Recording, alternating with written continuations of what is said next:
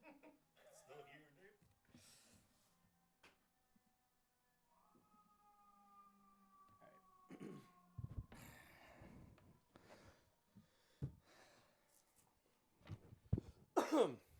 Throw Gang, we are joined by the host with the most, Lawrence Schlossman, and myself, the MC with the Pepsi, James Harris. Welcome to the weekly running of the boys. Another year. We're still fucking here. With today's full episode only available still on patreon.com/throwingfits. Happy New Year, James. Ready for Friends another, at home? Ready for another year, partner? Partner? Oh, yo. What voice is that? Partner. Oh, Merry Christmas. How big is it? Forgot about that. I can't open this now. Come on, dude. Here. Hold on, Before we get into Lawrence opening up his present, use your finger strength. Use your big boy muscles. You've been walking up and down those stairs. See if you can get in there. Oh, there he is. Before we get into Larry opening up his Christmas gift. Bro, this is gigantic. A few days late. This is why you pay for the $10 Patreon. So you get the visuals of Lawrence embarrassing himself with the greatest photo they've ever taken. Go give the camera a little close up. Hold on. Yeah. Give the camera a little closey. A little look-see. There it is. If you've ever been with Lawrence, Can't even see my expression. It's washed out in the camera. I'm so fucking pale and drunk. Sloppy. Just a drunk Casper the Ghost. I don't know what I'm supposed, because like Jenna will be appalled. She is appalled at this picture. So I don't know where this is supposed to go, like on my fridge or. Frame it. I'm not going to, I would feel guilty like walking out and immediately going to your trash room directly to the Yeah, left of your door and tossing it. But I don't know if this is going to be on display at Chateau Sloshwell anytime soon. A lot of firsts for 2023 already. You took your first dump in my apartment. I did. I actually haven't in a while. Also, First gift for the you're all homie. out of matches. Okay. Yeah, you're the only one that's ever used them. And another first is the first time that we will be revealing this year's Fitties. Last year, because it's the 2023 now. Before we get into the future. Before we get into the 2022 Fitties, in which we saw a 20 percentage point uptick in voting. 20%. Over Yeah. 20%. In which tens of thousands, if not tens of millions, voters, you selected their favorites from the year that was. Let's get into a fit check. Why don't you lead us off, my friend, in your brand new Christmas gift? First as well. up, I had the Reebok X ASAP Nast Zig Connecticut 2.5s. I guess it's a model that debuted. Zig Connecticut. The Zigzag Connecticut. Yeah. I don't know. They launched it on the back of ASAP Nast. Yeah, which the like, chipped tooth that launched 1,000 sneakers. According to Hard Copy, at least. Oh, shout out Hard Copy. They know their fucking stuff. And Maharishi has a model coming out, but I guess it's like a model that's and faltering. Southwest 8. The Southwest 8 one, Weren't you debating buying them? I feel like yeah, you were like and I passed. And I'm really, Right. and this is crazy because it is like, you wouldn't expect fucking Haterade Jimmy to be into the ASAP Nas collab, but I really do like them. That's all. Without the shin height Gators. and this will not be the last time that we hear from Nasty Baby himself. It's true. On the 2022 Fitties. Okay, so you wore I the don't know what the Connecticut's. socks are. They're just like a washed out oatmeal. I'm wearing some motherfucking pants from motherfucking Penn, MF Penn, everyone's favorite brand that they themselves discovered. You're welcome. You're welcome. I put you on. I mean, come on, we're come on, not, let's we're be- not let's be taking fucking credit honest as a here. duo. No, we're not gatekeeping, but you guys come on. Well, I don't know about gatekeeping. It seems like you're just trying to take all the credit. No, this is the brand that everyone loves to take credit for being like, oh yeah, like it's a small brand out of Denmark, but whatever. Where did you hear about motherfucking Penn first? The only podcast that matters. Zara just ripped off the Camion boots. Who fucking launched the Camion boots? The only podcast that matters. Well, you know no, the our fucking legacy vibes. did, and MF Penn launched MF Penn, so don't you worry about that. Anyway, yeah, and then up top, I'm wearing an embarrassing V-neck T-shirt underneath. Oh really? Why? Well, Oh, that's you like don't a wanna menswear move. It's like so you don't have the crew neck like no. showing I'm with saying like the unbuttoned You polo. don't want to go mohair on skin. It feels like soft and not. No, I scratchy. do want to go mohair on skin, but it's not that it's scratchy. It's that my fucking BO would infiltrate the mohair, then I'd have to get it dry clean every single You time. haven't showered today? I have. Okay, so I don't know This is why. If you're just chilling at home 'Cause podcasting I leave it all out on the fucking kitchen table. on the field, That baby. is the podcast studio table on the All right. pitch. Yeah, I acquired the Aura Lee courtesy of the GF. She got me came a through. wonderful Christmas present. And I fucking love it. And it might be, it's an early contender for John of the Year. We're only 2 days in. You've been John of the Year. You've been talking about this a bunch lately, this mohair polo. Does it live up to the hype that you kind of had set in your mind? I think so, yeah. Sick. I'm very excited to. You look like fucking Cookie Monster scrotum, brother. Hell yeah, I can't fucking wait. Cookie? C is for Cookie? Lords did it all for the Cookie? Okay, stop. Stop it. We suck. Stop it. Stop it. Hanes boxers. And I forgot to wear my jewelry. New York adorned in the lobe. I wore camion boots to the crib. I have on Shiro socks. I'm wearing the Bottega Raw Bugle Boy ass denims. That bit's still going. It's not a bit. That bit brother. don't quit. Also, it ain't about a bit when it really is just me again setting a trend. A lot of people are saying raw denim is back. Andrew Chen obviously claimed it on the pod, but you know who's been rocking the Bottegas? The Bottega Baron. Yeah. Larry Schlossman. One time before Andrew Chen came on in the year plus that you had them, and then since he came on, But I still had him. Since he came on and he dropped the gems and the bars and he has the sales data to back it up and the fucking he's in the denim trenches, the genches. He's like, yeah, raw denim in a more like fun, kind of like fashiony runway way, not workwear #menswear way. Okay, well, You've been rocking them. Whatever. Either way, I'm ahead of a curve that whether or not this we whole said podcast is ahead of the curve. That's a blessing and a curse. And we'll True. get into that. I think the data itself that we have with the Fitties showcases that, but we'll get into that. Moving on up, I wore a Stone Island Shadow Project shacket. I have on an Our Legacy Workshop t-shirt. The White the Rodeo hat is on the fucking dome piece. The rolly's on the wrist. The wedding ring is on the fingy. I have a new nameplate, Jenna nameplate pinky ring. Her childhood bedroom. Oh, so a lot. You'd be surprised the amount of people that want to know where to just get a nameplate. where to get your pinky wife's ring, your wife's childhood clothing? yeah. But I guess we unearthed it from her bedroom. It went right on the pinky. It fits perfectly, and now is going to be part of the ensemble. And you're not spreading the love over two hands. You're just going. No, I'm going all on the left, dude. That's my Thanos Infinity Gauntlet hand. I got New York adorned in the lobe myself. Yeah, you really are left heavy. I am left with the heavy. watch with the earring. Lefty Larry, dude. CDLP boxer briefs on the dick and balls, and let's get right fucking into it. Let's not belabor the point any longer. All right, this year's Fitties was scintillating. It was titillating. It was wild swings back and forth. Yeah. I was like, we were monitoring this shit in real time. Record setting, the most votes ever of the 3 Fitties that we've done. Third annual, baby. I mean, let's get right into it, starting with the best trend of the year. Real quick, so the way we're going to do this, guys, is it's not in the order that you guys voted at home. We're going to do a fashion category or John's category, then we're going to do a pop culture one and back and forth, and we'll end on Best Picture Brand of the Year. Yes. And once again, these are as chosen by you, the customer.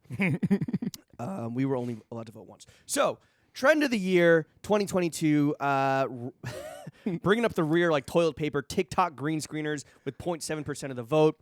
Then with only 1% of the vote, which was kind of shocking, especially to a jortsman such as yourself, Rob Report of the jorts, just jorts. I think it was, well, do you want to do commentary as we go, or what do you want to do? I feel like we can. Let me just run through them. Rob Report of the jorts, second to last place. Next up, Starving Artist But Eating Good, a.k.a. Dime Square Head Asses, only 1.7% of the vote. Next up, Wasps All Cap, Blue Blood Cosplay, Opulent Tips Thirst Balls, 2.1%. Next up, Bottle Servers Vampires, also 2.1%. Carmi Clones, the guys that were just trying to fucking wear like sick white tees, like, you know, on the bear, also 2.1%. Rave Babies, 2.3%. Shysters, a.k.a. Balaclavas and Shiesties, 2.4%. House and Street Hikers, just hiking boots, 2.7%. He, Them Swag, Nail Polish to Get Pussy, Bushwick Mullet, sock from Bushwick, no bed frame having motherfuckers, 3.4. Suited and Zooted, casual suiting, 3.8. Somb Apocalypse, self-explanatory, 3.9. Kentucky Derbies, more of a chunky dress shoe over loafers, 4.1. Corpo Gore, 4.4%. Pedo Boys, a.k.a. Mustaches, 6.6%. Then the Broke Boy Mountain, which is just cowboy cosplay, 9.5%. The top 3 trends of the year, yes, of the year sir. 2022. Drum roll, please. Voted on by you. Number 3, hashtag Menswear Carnival Revivalist. This was the J. Crew / Menswear Back Motherfuckers, the 10-year cycling of the trend that ruled the world in 2012. That ruled the tumblers. Ruled the timeline. Second place, throwing knits. So like grandma swag, knit hats, mohair, big fucking chunky sweaters, Bodie ass motherfuckers, 16.7% of the vote. And number 1 trend, of 2022. As voted by you guys. As voted by you. Up the lads. Blowcore, 17.5%. Soccer jerseys. Also, I guess jorts, right? And kind of sambas. Yeah, what the fuck? You would think that maybe those trends would cannibalize each other, but nope. Just the fucking pub lifestyle, just getting together with the fellas on the pitch. Avon one. Get after it. The chaps and the cunts galvanized and they put Blowcore. And honestly, this wasn't that close, dude. I mean, this was in first from day one, from what I remember. Yeah, and then throwing knits was a surprise. I think that was kind of actually Robbie told us to put that on there, and that's like kind of an all-encompassing like crochet core, like the big fucking knit hats. Yeah. And yeah, like I think we put mohair, mo problems as a trend last year, with Marnie leading the way there, and I think that's again with being ahead of the curve as two ahead of the curve motherfuckers. Yeah. We like one trend that we maybe overlooked for 2022 was Gorpcore, which won last year. That had 14.2%, which honestly not as thrilling or victorious of a win as Glowcore this year. So last year when Harry met Chunky was the mohair more problems. That got 8%. So it's interesting to see that is rising in the world of trends. I mean, with trends, maybe that wave is cresting. Just real quick, TikTok green screeners and last, I love that. The only person I know who voted for that, because he sent me a screen grab of his results, was Jake Wolf, who clearly voted for himself in that category. What's interesting about some of the trends is some are wide, right? They encompass a lot of stuff, and then some are laser specific. So like hiking boots kind of fucking didn't do great. But I was like, this is a thing that I saw a lot. It might be too specific when you only have one vote to cast. Samba Apocalypse. Yeah. Which we'll get to Sneaker of the Year, but Samba's been fucking low. everywhere this year. Yeah. And that is a trend. But you were like, yeah, it's because people don't want to think of themselves as like sheeple. As a clone, yeah. As fucking trend victims. They want to be like, oh no, I'm the only guy out here wearing Sambas. I'm cool. It's not a trend. It's me. It's my unique shit. Yeah. Oh, also, can we just be clear that Dime Square dominates your timeline if you follow the East Coast media elite? But in the grand scheme of things, nobody fucking cares, dude, which is what you always say. And I am victim of getting caught up in the hype because obviously I'm a how do you do fellow kids loser. I want to be young. I want to be cool. Maybe I should turn my sights elsewhere. Shout out to all of our friends. Shout out to the Dare. Shout out to all of our friends gentrifying Chinatown, dude. Blowcore, I think, also just had the benefit of having the best fucking name. Yes. And also being a micro trend that was like the meme that turned into an actual trend. Much like, I mean, even Gorpcore to a certain extent last year was like the Arc'teryx. Arc'teryx, I mean, we don't do no Patagonia. And like the showers and shit. And then it just became a fucking thing. And yes, Gorp is very much, I think that should have been included here and would have done well, but wasn't necessarily like. It's over. Well, it's not over. I mean, you came here in a fucking. I mean, I wouldn't call your Stone Island Shadow Project jacket Gorp, but it's Italian sportswear. And hiking boots, to me, like the traditional hiking boots that kind of, I think, make up the category as we envisioned it, are kind of even more hashtag menswear carnival revivalist than Gorp. I will say that a couple other surprises was how well Corpo Core did. I thought that was 4.4%. Yeah, but the upper half of the category, and then I think that just one more point about Blowcore. I think you can attribute its win, at least in part, to the fact that was one of the few trends on here that like you and I didn't birth from our own childbearing hips, our own loins. Because like a lot of these, we're like taking a trend, we're trying to give it a funny name. Everyone loves, parsing through this category. Whereas Bloatcore was a trend that like was named on TikTok as are all the other cores that seemingly pop up every month. But and this category won first place as most words that would break a Victorian child's brain. Yeah, and said to his face. This of all the clips that Robbie so deftly put together, this one went like viral for us. Not as viral as us getting sunned by Migos. Well, just you. Yeah. Which as a colonizer. Backstory to that. So like there were actually 2 takes done where Lawrence pretended to walk off with whose chains were you have? They were Quavo's. Okay, with Quavo's chains and getting fucking folded like a lawn chair. Like by New his York security slice. The first take, they choke slammed you a bit too hard, and your entire white ass, my whole ass was out. Your whole ass, and you rolled a little bit, so your whole ass was just mooning the camera, center frame, and dude. it broke the lens because it was a shade of white that a lens cannot translate into data. For anyone, And so it fucking broke the camera. For That's how pale your ass is. For any fellow cinephiles at home that watched The Fabelmans, it was kind of like how a young Steven Spielberg figures out how to put gunshots using pinholes and light in his movie, just a bright flash. That was my ass. Yes. And you requested to do another take because you're like, I would like to not have my Yeah. whole ass Yeah. on YouTube. I wonder if please. that take exists anywhere. Probably not. I mean, the episodes barely even exist anywhere at this point. But okay, so that was trend of the year. Let's now Congrats go to all the fucking lads and the blokes. Moving on. to our new category this year, Goat of the Year. In terms of, so not everyone who votes in the Fitties fills out every category. Apparently, Goat was one of. I mean, Trend was one of the top ones as well. But Goat and Bozo typically, or not typically, because this is the first year of Goat. Those were, I think, the top two. We could check the math later. But anyway, starting from the bottom, Chris Smalls, 0.4% of the vote. Our fans are not fans of No. labor, I guess. Yo, and honestly, when we get to Bozo, the politics of our audience, at least in terms of the Fitties voting, if we can even say that they care about politics at all, we're a bit suspect. Okay, after Chris Smalls, we have Elvis with 0.8% of the vote. Then we have Muccia Prada with 1.1% of the vote. James Cameron tied her with 1.1% of the vote as well. Rihanna, the Mother of the Year, Super Bowl halftime performer, coming up, 1.3%. Serena Williams, 1.7%. Keith McNally, 1.8%. Roger Federer, 2.2%, did better than Serena, even though both of them did not go out on top of the win. You have Tom Cruise at 2.4%. Bella Hadid at 2.7%. The patron saint of the podcast, Sky Bree, I'm honestly shocked that she wasn't higher. 2.8%, and beat out by Corn Kid, 3.4%. You hate to see those two next to each other. You really do. Julia Fox, 3.7%. Victor, the Merchant of Death, Boot, I believe is how it's pronounced, 4.3%. Nice showing by Victor. You and I were dying laughing when we put that on there. That's a little bit of that's a cheeky little entry for the boys. It's like Blowcore. Baboni, not the last time we'll hear from him either. That's 4.7%, beating out the Merchant of Death. Takeoff, 5.4%. So if you die now and you are goated, you can hit the Fitties. You might not win. There were a lot of other goats that died, but Ray Takeoff was the only Liotta. one. Yeah, Takeoff was the only one we included because like we were like, should Yeah. Takeoff be on here just because he died? And then we started going through the other people that died, and we're like, if we start including all the goats that died in 2022, Yeah. this is gonna be this is gonna be longer than Sneaker of the Year. Bob list. Saget, Ray Liotta, Takeoff were probably like the top Barbara three. Walters. Barbara, No, I'm well, kidding. that was too. Yeah, she would have to be next year. The Pope. All right, moving on up from Takeoff, we have Hasbulla at 6.5%. Brendan Fraser in third place, 7.7%. And yet, well, we'll get to the whales. The whale did not rate, but apparently everyone is. And you know what, honestly, I think that whether or not you even saw that movie, let alone liked it or disliked it, I think Brendan Fraser kind of has that approval rating. Was his across the board. GQ profile where he came out as having his butthole touched by the foreign press guy? Was that this year? Yeah, I was that believe late so last year? because his whole thing is that was ahead of. I mean, obviously the Golden Globes haven't happened yet, but he's not going regardless. So I think that news broke this year. If I'm When the guy tried to correct. finger his Golden Globe. Yes, when the president of the Hollywood Foreign Press tried to finger. Well, it's not a globe. Your asshole- Your asshole's not. It's not orbular. Orbular. Yeah, I don't know.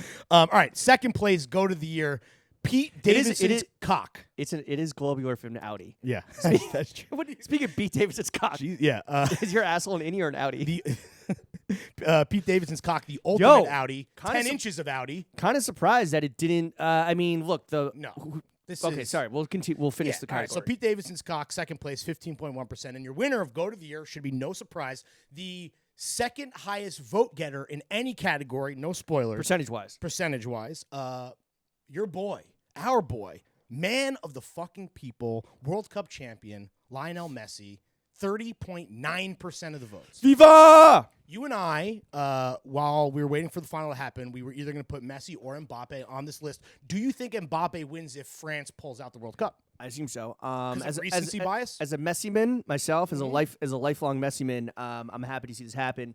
Even if he did run away with it, and I do think that Pete Davidson's cock deserved a lot more recognition than it already had. I will say, speaking of cocks and horses, this was a 2-horse race here. I mean, Brendan Fraser didn't crack double digits, so I think that this is a good showing. We also dropped this. We dropped the Fitties, and also I think this is why Blowcore pulled so high and was the runaway trend of the year, because we dropped this in the midst of World Cup fever, dude. Yeah, literally the day after it ended. Yeah, I think there's no chance that Messi or Mbappe, if things shake out differently, don't win this category. With that said, dude, an extremity rating this high at 15.1%, I mean, that cock is goated any way you cut it. With the cum sauce. Yeah. All right, that's goat of the year. Moving on. Also, All I right. feel like we're going fast, dude. Maybe we should slow it down. Okay, all right. I feel like I'm a little It's a little chaotic even for me right now. Well, I'm about to relay the I longest. don't know. We're at 20 minutes, I guess. Longest category. All right, good luck with this one, possible. brother. So sneaker of the year, This is which is probably what you and I are least this is aligned with, like the mainstream of like sneaker culture. in terms of our personal picks and what makes it into what bangs on reels and hits TikTok. This is where people were most critical of what you and I selected. A lot of people watched our takes, but I think that had the highest percentage of people that disagreed. And But I think also, Yeah. I think also with you and I and the Throw Gang is that we are. I'm not saying Tasteful. that we're like we're so avant-garde that we're like fucking on another planet. But for example, I think last year you and I and Throw Gang we were like very much on Team New Balance, yes, and I believe that we picked that as a personal pick of the year, maybe. well, last year's sneaker of the year, to be clear, was the ALD New Balance 550, which like basically dominated the sneaker of the year category for 2021 with 18.9% of Right. the vote. And I'm gonna say that does not reflect the opinions of the hosts. No, I think you of this and podcast. you were never on to 550s. I was probably already past them at this point. I will say the highest rated New Balance last year, just to kind of like hammer home your point, was the Jown New Balance, the 990 V4 Yeah. that had nearly 10% of the vote at 9.8. I That don't- was last year. Yeah, so this year we were like pushing the A6, like we're obviously A6 assholes, A6 admirals, and and you and I both agree that the Jown Gel Cayano 14 was our shared sneaker of the year. Yes. Where that falls with like mainstream sneaker culture. I mean, we were going through like best of sneaker lists to put this together, and we're like, what the fuck is like this thing? I But think anyway, we'll be a little vindicated, but I will say that, yes, sneakerheads hate our tasteful, in my opinion, tasteful sneaker takes. so starting from the bottom of the pile. Oh, this is a great three-piece to start things off, dude. And I kind of, I kind of feel bad for this brand at this point, given their sneaker placement and brand of the year placement. The bottom three sneaker of the year vote getters, as voted on by you, 3 Supreme collaborations. Bringing up the rear like toilet paper, the Supreme Nike Dunk High, then the Supreme Nike Blazer. Oh, Supreme Nike Dunk High, single-digit votes. That's crazy. That's nuts. This is in this category, and this is why we're talking about, should we switch to ranked voting next year? Yes, we should. Do we need to cull these categories substantially? Yes, we need to. Yeah, maybe we just stop including Supreme anywhere. Yes, that too. You guys hate All right, Supreme. the bottom 3, starting from the bottom, Nike Dunk High Supreme, Nike Blazer Supreme, Nike Shox Ride 2 Supreme.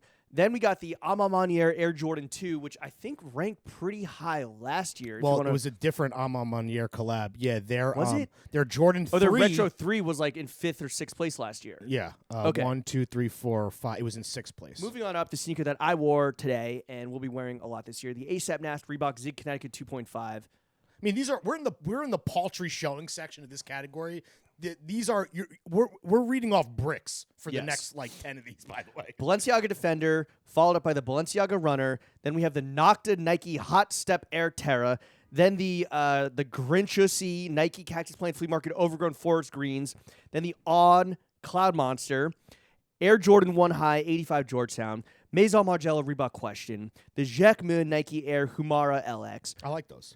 Yeah? Yeah. The pink ones? But not Or the beige ones? I like both, but the brown. Also, by the way, none of these got even 1%. Yeah. So that's why James is not even. These are bricks. Union Nike Dunk Low, the last That's sneaker that was surprising under to me. 1%. That's the because I thought maybe people are over dunks. I mean, hopefully. I mean, dunks Maybe. are everywhere. First ASICS showing, the ASICS House Studios Gel 1130s. Underrated. Then ASICS Kiko's Gel Nimbus 9s. Then we got the Nicole McLaughlin Reebok Club C Geo Mid, where she DM'd me. She's like, hey, I know I'm not going to win Sneaker of the Year, but I really appreciate you even including me in the conversation. I was like, yo, you actually did a lot better than some notable fucking sneakers. I Yeah. mean, Nicole McLaughlin doing better than like 2 Balenciaga entries. It's pretty wild. Not to steal her thunder, but our boy, whose name we won't say at Hidden, I think was also, from what I understand, very flattered to be included on a collab of the year list. But we'll get to that when we get to that. Just over Nicole and Nike Panda Dunks, which were fucking ubiquitous. What can you start saying? We're at now 1.6%. So these are still 1.6%. low, guys. So 1.7%. Joe Freshgoods New Balance 9060. Salmon ACS Pro Advanced 1.8%. Salmon. What did I say? You said it sounded like Salmon. Salmon. Amamanier. Solomon. Solomon. Amamanier Jordan 4s, 1.8. Asics Gel Kiko Gel 1130s, 1.9. Kind of surprising. Because those are big fire. You and I are big fans. I have 2 or 3 pairs. I think you have a pair too. I got 3 pairs from shout out fucking the captain himself, Colin. This is there's only one A6 that rates higher than this. Honestly, A6. See, this is also the audience speaking. I think that you and I were, like you said, we're the A6 admirals. I'm not sure. Again, are we ahead of the curve? I don't know if anyone else here necessarily agreed. Well, it's also, I mean, just to interrupt the sneaker category because I'm tired of reading fucking names and getting called out for mispronouncing them. Apparently, Sorry, my bad. It's like, how do people vote? Do you vote for your personal favorite, or do you vote for what you think had the best showing of the year? You know what I mean? I vote the way, I don't know about you, I vote in the latter. I try to actually be like, who won the year? Honestly. Really? Yeah. I'm voting personal favorites. Well, we do the critics' choice for that versus necessarily what I'm voting for in the Fitties as a member of the throw gang myself. But it's, it's like, how do you vote? They're both valid, by the way. Both ways to vote are absolutely valid. Sure. Yes. Heart or head? Sure. There you go. Or Pete Davidson's cock. Yeah, or horse cock. All right, then the Louis Vuitton the Nike Air Force One. This is low. 2.4%. Beating that, Brain Dead X Oakley. Crazy. There are a few models there, so we just kind of included the whole thing. Then the Salehi Bembury Crocs. Also low. I thought which our was audience just like, would love those. I mean, they were kind of everywhere. The Gucci Adidas Gazelle Love at 3.1%, the $800 sneaker that Lawrence never bought. The highest Jordan, I believe, the Jordan 1 OG Lost and Found. Those were good. Then the sneaker that makes no sense to me, Tom Sachs Nike General Purpose Shoe at 6.6%. The Chuck approved sneaker of the year. Can you explain in the sulfur? Can you explain the appeal? We talked about it a little bit earlier. It is simple as, speaking of Sheeble, speaking of clones, it is simple as Tom Sachs. And I think also because the Mars Yard for a lot of people is like the one. Even for like guys like me and you who are into sneakers, maybe more so me, that I think people are like, I'm never going to get a Mars Yard 1.0 or 2.0, so I'll get this fucking shit. And like Chuck said, they dropped them at Kohl's. There was some interesting marketing. They were easy to get, easy, quote unquote, and then now they're not expensive even at resale. So I think people are like, oh yeah, this is a cool, more accessible sneaker. And then again, Tom Sachs. But it's ugly. I like Tom Sachs. All right. He's good. He do good art. That's how you sounded when that picture was taken. All right. In 6th place, New Balance, made in the USA, 990 V3 with 7.2% of the vote, getting into the top 5. Interestingly, of the top 6, we have 3 GRs. Ooh. Well, the made in the USA is not actually.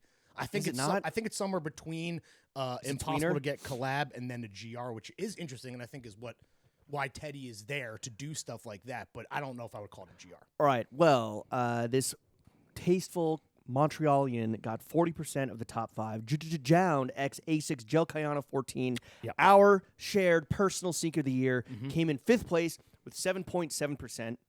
Just above that, at 7.8% of the total vote, is Jound X New Balance 990 V3 in the olive colorway. You and I were the lucky recipient of this shoe. It is fucking. It came out early. It is.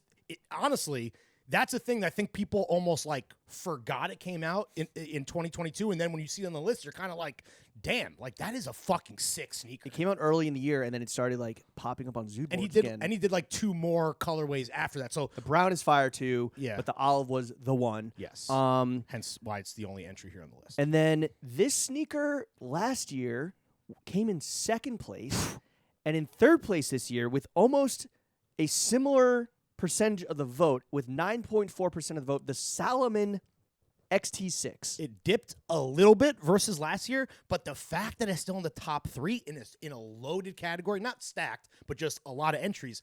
Honestly, man, that shit's got legs, apparently. But I mean, they do drop got feet. Very fire colorways all the fucking time with this sneaker. I was surprised to see it this high because it was like last year was the year of the Solomon and the year of like kind of like the hiker and the trail sneaker with Gorp Core, and also with Solomon being right there with New Balance and like most fire, like hottest sneaker brands that aren't like Nike and Adidas. If you thought the sneaker was everywhere last year, fucking you hadn't seen nothing yet. Because I don't know about you in terms of, well, we're not done with the category yet, but this is a top 1 or 2 sneaker I see in real life every day on all different types of people. It's a pretty easy hack. Like a girl throws these on, she's like Oh, a cool come girl, on, you bro. know? 100%. A guy throws these on with some big ass pants, he's a cool boy. Yeah. It's a. I think this is a. I'm gonna describe a meme that we dropped, but it's like because you mentioned the colorways, and I think like it is they do the most interesting colorways. It's the thugger at the computer meme, and it's Solomon being like, "This colorway makes no sense. Drop it." Let's win the Fitties next year. Okay, in second place, the highest able GR has. Well, no, I fucking am wrong because obviously last year it happened with the Solomon. Yep. In second place, a GR sneaker, the Adidas Samba, with 10.7% of the vote, even though Samba Apocalypse as a trend only got like 3.9% or something. People don't want to be like, I'm a clone. Yeah. That's But why. this sneaker came seemingly out of fucking nowhere. Well, you were saying it's Bella Hadid who did it. I think it's Bella And Hadid. before her, well, honestly, Rocky and Nast. And it's like, it's that weird kind of trickle down to the point where, yeah, this is another shoe that, honestly, like you're saying about the Solomon XT6, it's kind of a hack, right? Cool girls put it on, fucking all different types of dudes, probably from fucking Murray Hill bozos all the way down to the wonderful, again, tasteful people that listen to this podcast. I mean, Sambas were everywhere this year. And when we get to the first place, it's only going to hammer that point home. Maybe it's willing ignorance on my part, but in my head, I was like, what just happened overnight? Well, overnight. Yeah, I mean, this is, to get to the gold medal winner. The number one most popular sneaker there, or however the fuck you want to phrase it, sneaker of the year in the 2022 Fitties, as voted on by you, with 16.6% of the vote, was the Wales Bonner Adidas Samba. And this is cream and green. I know there was red and white, but let's be fucking real. Wasn't there brown and yellow too? I think there were like four colorways. That was last year's. Okay. And also, let's see where Wales Bonner did last year. Wales Bonner was 1, 2, 3, 4, 5. They were the 7th most popular sneaker of last year. And you were correct in that it was brown and white, it was blue and yellow, and it was green and black, the pair that I wear all the time. So this year, Wales Bonner Sambas only became more popular. Obviously, if you've seen any picture on Instagram, you know that's true. I mean, the woven stripes are great detail. The crochet details on the tongue and but the yeah, heel tab. 2022 will go down as the year of hundreds of thousands of clones having no hair on the top of their shins here because of the fucking big ass tongues. The tongue is just rubbing against the ankle. Yeah, all right. I think we got all of our takes in there as well. Crazy to see how much our audience hates Supreme. And we're not done with that either. It's fucking mind-blowing. Okay, now. Which I feel bad. And you and I think, and honestly, can I say, contrarian Jimmy, hater Jimmy, now that people, like, dunk on Supreme regularly, I feel like you like it because you're a contrarian. I don't like Supreme. I'm not saying You that. like it more. No, but I'm saying that, we've had this conversation before. It's like, what have the losers moved on to? The Yeah, loser. true. What are the losers wearing? The losers are wearing Gucci, Fendi, Balenci. Prada, The Balenci, biggest Louis. fucking marks in the entire game are on So- Balenci still. Gucci Adidas, when we get to collaboration of the year, was a surprising, at least for our audience, because I'm rated like, a what bit. the fuck? Yeah. Like, the cognitive dissonance that exists between the categories, because like we see a lot of names pop up, whether specifically in the John's Way categories. It's always interesting to see, and that's where I think the heart and the head kind of separates people. Where it's like, oh, I loved my Wales Bonner Samba, so I'm voting with my heart. But then when it's trend of the year, it's like, well, are they even trendy? Like, I'm cool. I'm not a trend chaser. And then you vote something else. It's like, but just because something doesn't make sense. Just because something's popular doesn't mean it's bad. Of course not. And just because something's popular doesn't mean it's good. True. Right? Which is like more where I lean, but like just because, they're not mutually exclusive. There's one thing that is popular and good, and that is Throwing Fits, the only podcast that matters. Exactly. All right, let's move into TV show of the year. Bringing up the fucking rear, like TP, as Jim has said, is The Dropout at 0.2%. This was the Elizabeth Holmes show, which like was on a lot of year-end lists, but clearly our audience didn't give a fuck about. Well, I think this is the show like people cared about the performance. The talking like the voice talking like this. Let me go through these really quick, and then you can give some takes. Coming up, Just Beat It, another biopic, Inventing Anna. Oh fuck. At 0.2%, just beating those two, 0.2% Pachinko. What'd you call me? Los Spookies, bringing up the 0.2%. You gotta say it like Bad Bunny. Los Spookies. Is that? Well, it's too many. It's hard to do the Bad Bunny because there's more syllables. Anyway, okay. Under the Banner of Heaven, 0.3%. Fuck Mormons. Slow Horses, 0.5%. Rami, 0.6%. Oh, Sorry, in the dude. heart, dude. Sorry, bro. Reservation Dogs, 0.6% as well. Barely beat out Rami. The Crown, 0.7%. I mean, RIP, you dead bitch. Only Murders in the Building, 0.7% as well. Beat out The Crown by a little bit. We Own the City, 0.9%. Lord of the Rings of Power, 1%. Righteous Gemstones, 1% as well, but beat it. What We Do in the Shadows, 1.4%. Wednesday, 1.6%. Dahmer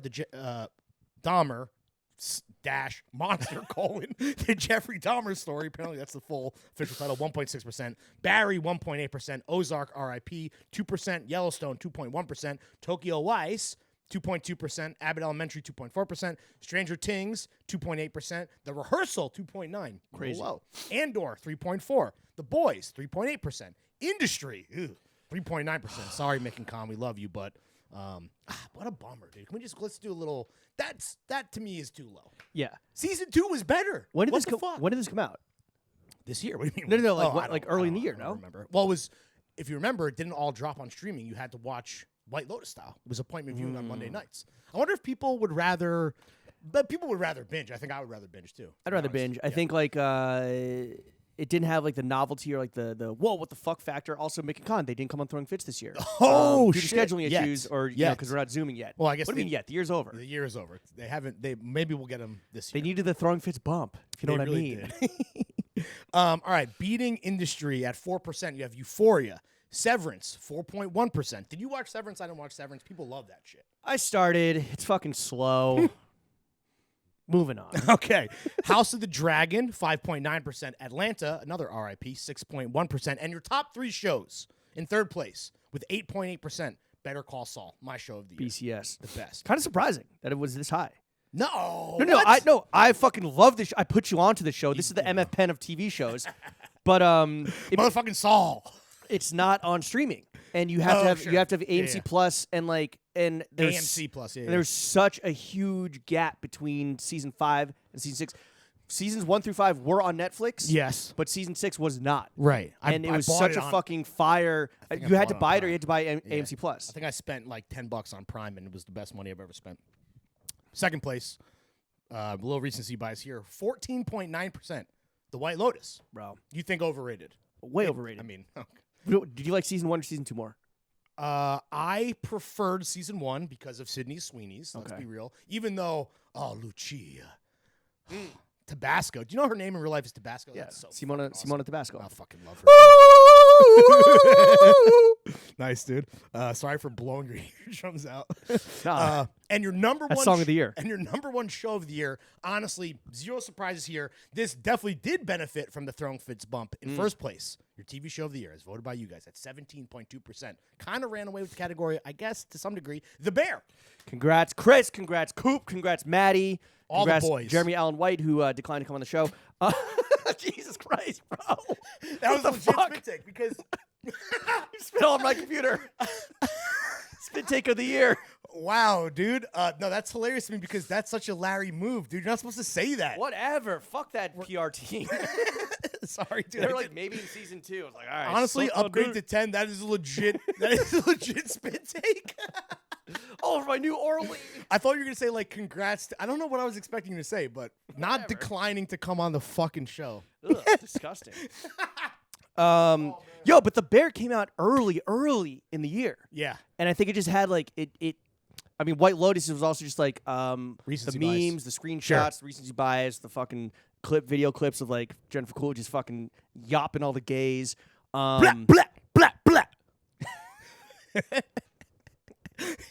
Yeah, I think like I don't know why. The Bear is so important to our guy Yeah. because of all the stuff also surrounding the show. I know we like have hammered the ID ass motherfuckers. You know, our Reddit was obsessed with every fucking article of clothing from the white tees to the jeans to the fucking NN07 jackets. I'm not surprised that this won personally. I'm glad Atlanta made top 5 to showcase how not racist our audience is. But again, industry Top polling, shows are very white. industry polling, like kind of not middle of the pack, but like top 10 for sure. But like Top kind of third. Top third. Yeah. maybe top quarter. Yo, shout out the boys. I like the boys showing. I know I didn't watch Andor. The rehearsal was low. I think that I'm really surprised because I thought our guys fucking loved that shit. I think the rehearsal was like very much like, whoa, what is this? But then people kind of after a few episodes were like, I'm not really fucking with this that heavy anymore. when you It was see just so weird, but like it didn't really have like staying power throughout the whole season. yeah. It just really stuck. unless you really wanted to just like stick with it. I prefer, like, in terms of comedy, what I like the Righteous Gemstones, like that kind of stuff, which honestly pulled very low. Real quick, Tokyo Vice at 2.2%. Does that vindicate me as shouting them out in the Critics' Choice Awards? Everyone was a bit incredulous that I would include that. Really? To me, I think it's that good. I mean, obviously, I'm a Michael Mann guy, but, like, he directed the pilot. He's the executive producer. Yeah, but I don't know. I don't even know if I finished it, to be honest. Oh, really? I think I watched like 5 episodes. Also, I will say it ended terribly, but it does but it sets up it does set up what will hopefully be a banger second season. I think they might even be filming now. I don't know. It was fine. Ansel it wasn't like Elgort's Japanese is perfect. It's pretty good. It is it's really pretty good. fucking good. I'm kind of bummed that What We Do in the Shadows, I always ride for it every year, Yeah. and it always pulls so fucking low. What about We Own the City? You love that. We Own the City. I didn't love it. I thought it was pretty good. Just as like the spiritual successor to The Wire. Is it We Own the City or We Own this? We Own the City. Okay. And like fucking Bernthal is just I love Bernthal. like Bernthal doing our fellow podcaster. Bernthal doing the Stavi Baltimore accent. Yeah. Fuck these poor people. Fuck the system. It's about corruption in Baltimore. Yeah, he's a super corrupt, like racist, terrible police officer. And he kind of apparently it's like the cops finally getting theirs. Yeah. Also, more proof that the audience might be racist, which I know you love a claim that you love to levy at me, dude. Rami at 0.6%. Whoa! I'm not making that claim. You are. How is that? What the fuck, guys? That Rami is a banger. That's crazy low. Come on. And another Chris Storer fucking production. Yeah. I mean, this was another very top-heavy category with the Bear and White Lotus running with it. Again, White Lotus, I really do not... Like, it's fine and fun to watch, but, like, people fucking nutting themselves every Sunday at 10. I'm like, it's not that... That ain't it. Yeah, well, I do think that... every year that a White Lotus drops, I think it's going to, just based on now the cachet that it has over appointment viewing in the zeitgeist and, like, at least the section of Twitter that we exist in, like, shit ain't going to stop, bro. Get ready for season 3. We're going to be having this conversation next year. There's so many just unsatisfying, like, storyline endings, so many fucking open-ended questions. Real quick, TV show of last year, Succession dominated the category. Yeah. It had Season over 4 a quarter of it had over a quarter of the vote. That was also the year of Squid Game. Oh, Ted Lasso in third gross. That has aged terribly. Really? Wait, so you no longer fuck with Ted Lasso? No. You're Ted Lasso head, this is bro. revisionist history. I wasn't. No, yes, you absolutely were. No. And I told you, it's just Hallmark for jobs. Last year, I voted for the Beatles Get Back, though. That's where we can argue about that till you're blue in the face. Where was White Lotus? All right, White Lotus season 1 was in 1, 2, 3, 4, 5, 6. Was in 8th place last year with 4.1%. So at least according to the Throw Gang, the White Lotus is on the rise. I don't get it. Like substantially. I don't know. Next season though in Japan.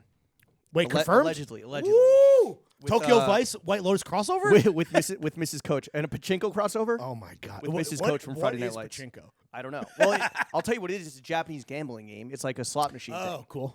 Where you like turn a knob and it just shoots 1,000,000 ball bearings into like, and it hits a bunch of pins and you just try to, whatever. Tight, dude. I think that's really all. Like last year, TV. Oh, we didn't include any reality television. Last year, Winter House rated, but only at 0.4%, which is tough because you and I do love us some fucking Winter House. Yeah, this year was kind of weak. All right, should we move on to collaboration of the year? Yeah, and I have last year's pulled up so we can do some. Okay, cool. Finally, a category in which we exercise some restraint and some curation. Yeah. And didn't just include everything. Because everyone sucked. Yeah. It's not art. We didn't do it. Everyone did it for us. It's true. This was, we talked about this at the Critics' Choice Awards, but it was a mid-ass year for John. So bad. Maybe great year for everything else, but like John's-wise, pretty fucking ass. Mids. Okay. At the bottom of the list for collaboration of the year, Supreme True Religion, which you said this was the Critics' Choice. This is your big brain, like It was Galaxy Brain. I thought it was. Excuse me. I thought it was really interesting because everything was gore. It was like taking a brand, True Religion, who this is now the second collab with Supreme, came out of left field. This still feels weird in like, at least to me, a good way. And then this year they fucking gore-texed up everything. It's kind of sick. I mean, it definitely I'm was. Sure Chief Keef loved it. I think that you and I both agree that it was a much better collaboration than the second to last collab, which is Adidas Balenciaga, with 2.1% of the vote. Then we have finally Supreme does not come in the fucking bottom of the pile. Well, Third to last. They got last. Third to last. Well, yeah, okay. Sorry, they didn't sweep the bottom of the They pile. didn't sweep the bricks. Third to last, Supreme Burberry, 2.2%. Which we chose this over Supreme Yoji. Because it was the Supreme Yoji the second time. Part 2, and I know this was Son of Yoji. And this was and it was the whole Tekken collab, which was right, fucking dumb as fuck. Though when it's Yoji, everything that's dumb does seem a little bit sicker because you're like, so Yoji plays Tekken? Yeah. Like what? But anyway, and this was. We picked Burberry because we thought it was better of the high fashion collabs. This was also the second time, as we said, with True, but whatever. Anyway. Speaking of high fashion, and I really think that this is another thing to talk about going to next year's Fitties, is that our whole shit is too high fashion heavy. Where it's like, this is, I mean, you'll see when you get into brand of the year, Yeah. but like, we need to bring it back down to earth. you need to bring it down to like our tier of like what is actually good, and not just be like, oh, like this guy had this brand had like all these hypebeast headlines for Fendi Balenciaga or whatever the fuck. We need to, I believe the term is read the room. Yeah. Okay, Dior tiers. Tremaine Emery and Dior, 2.6%. Above them, kind of a jump up to 4.1%. Hidden NY X Needles. Shout out the fucking boy. We won't say your name to protect the innocent, but yeah, I mean, think that's respectable. You love to see a Zood board winning. Also, like the fact that he was able to secure a Needles collab is wild and awesome. And it's good. Like you and I don't want like the fucking like logos on stuff, but like the with mohair cardis slimed it out. The mohair cardis are fucking good. Then in the middle of the pack, you're flabbergasted right now. I need to. What? Next year, we're going to collect everyone's emails so we can fucking identify the bozos that voted for Yeezy Gap engineered by Balenciaga at 6.5%. Well, you made a great point about, because Ye shows up in a few categories. Last year, and I'm getting ahead of myself, but he won Musical Artist of the Year because of Donda. And you said, your take was correct, was that it was about the spectacle or mainly about the spectacle and the listening parties than the actual music. And this is more, what does Ye do? Spectacle, whether good or bad. So I think that's your answer, right? But also, what the fuck? You're going to waste your vote on that? You're an idiot. You're so dumb. Yeah. All right. Next up, Stu C. Dries Van Noten, 7.5%. A late entry for the... You love this. No, I did not. No, I thought it was... You were fucking hyped on this. No, I was underwhelmed. Bong coat. You wanted the fucking suit. The rhinestone suit, yeah, until I learned that. Well, it was cheaper than... Because you were like... I thought it was going to be 8 racks. Imagine $8,000 for a streetwear suit. Yeah, I thought this was... And, we love Stussy, and we'll talk about them later. This, to me, was underwhelming, but whatever. This, I think, was my pick for collab or Critics' Choice. Maybe one of them was CP Company X Palace at 7.8%. Fire. You love the toggle coat. Mm-hmm. I have the Lily Jumpa. Need to rock that. Above that, Gucci Palace. Yeah. Palace just fucking... I guess that's their last entry for collab of the year. We try to limit it to 2 per brand, hence Supreme getting Burberry and True. This was my vote, and I said that on Critics' Choice. Like, this to me was awesome. Marketing was strong as fuck. My vote was the next entry at 8.7%, Uniqlo X Marni, specifically Season 1. Just so wearable and fun. Next up, Adidas Gucci. This was fucking dog shit. I don't know why it's in the top 5. Sneakers. Noah Barber, third most popular Let's collab fucking go, of the year. baby. This was what, 6 Barber jackets? No, I think more, dude. Really? It was like 8 or 10. All in one season, or was it like one drop? Wow. Yeah, they killed it. Yeah, and they're all like nylon, and we talked about it last week or 2 weeks ago. Would you wear this? Sure. I know we made fun of me thirsting over email. That was like basically the main takeaway. But like, I can close my eyes and I can see Jimmy in this. No, the blue colorway that you got is really good. The cream colorway is really good. But it's just what's burned into my brain is just the Noah Barber Popeyes. Oh, like, yeah. When I think of like Noah Barber, I'm just like... Shout out our new best friends at Noah. That's the worst collab of the past 5 years. Give me some spinach. How does Popeye talk? Hey, olive oil. Let me get some spinach. He's not. What's the? I says I. Olive oil. Oh, what's that? I says I. What's like Robin Williams? Not, when he because the fuck live action. How does Popeye talk? Dude? I says I. He talks like this. Like Popeye to say hello, man. Toot, toot. Some shit like that. Whatever. Noah Barber. We're not known for our impressions. If you're a new patron. That's about okay. as good as it gets. Second place, and this this collaboration has been ongoing, and it won 4th place last year with 14.4% of last year's vote. This year, it got less of a percentage of the vote, but a higher placing. It got 11.7% of the vote. ALD Drakes. Love and you it. were riding hard for this I collaboration. think it's the best collab. the Fair Isle Shiesties. Feral Shiesty was fire. I don't think Drake's does a ton of collabs. Obviously, ALD does. This is the best collab that both brands do. I love this link up. This to me, and obviously I'm biased because I love both these brands, and we have personal relationships with both of them as well. Me maybe more so than you when it comes to ALD. But again, I really think that this is like a big dream team-esque link up, and as long as it continues on, I think it's going to be in the top 5 every year for our guy. I also think that like the ALD to Drake's pipeline is robust For sure, and 100%. flowing like the Keystone, and so like That's why they do it, right? And so it really makes sense. And I think that our number 1 collaboration, which we'll get to, is the same thing, where it's like 2 brands, where it's like if you love one, you're probably going to love the other for reasons of their similarity, but also their differences. And maybe it's like a step up in price point or in terms of just like a step away from like the masses. In first place, the collaboration that won the most votes in the 2022 Fitties with 16.3% of the vote. Sorry, let me pronounce it correctly. Our Legacy Workshop X Stussy with 16.3%. And last year they were in third place with 16.2%. So again, people, I think this is a more fairly spread out category. Yeah, this year. I think you made a great point. I think that you and I, when we talk about collabs on the show, and we do it a lot, we love an unexpected collab. But when it really comes down to it, when it comes to us spending our hard-earned money or ultimately like wearing things on the show, talking about things, it kind of is the collabs that make sense. Our Legacy Stussy, the ALD Drakes that ultimately end up winning. Because again, it's almost like do as we say, not as we do, or the opposite of that in this case. But I think so many collabs now are just, it's easy to go like high, low, like sure. Like, Palace, Gucci, even though that was your Fire. favorite of the year. But but it's also boring when 2 very like-minded brands collab, and it's like, all right, like this could have come from either of you. Cool. With ALD Drakes, it is kind of like within the same family, but creating something new that wouldn't have come from either brand. camp Yeah, necessarily. exactly. But that's even more so the case with our Legace Workshop and Stussy, where Stussy will take, our Legacy will take dead stock fabric from Stussy warehouses and make Legace style Johns out of the dead stock fabric, or Stussy will take Swedish level, like the shit that our Legacy is known for, and make kind of like vibey California type shit.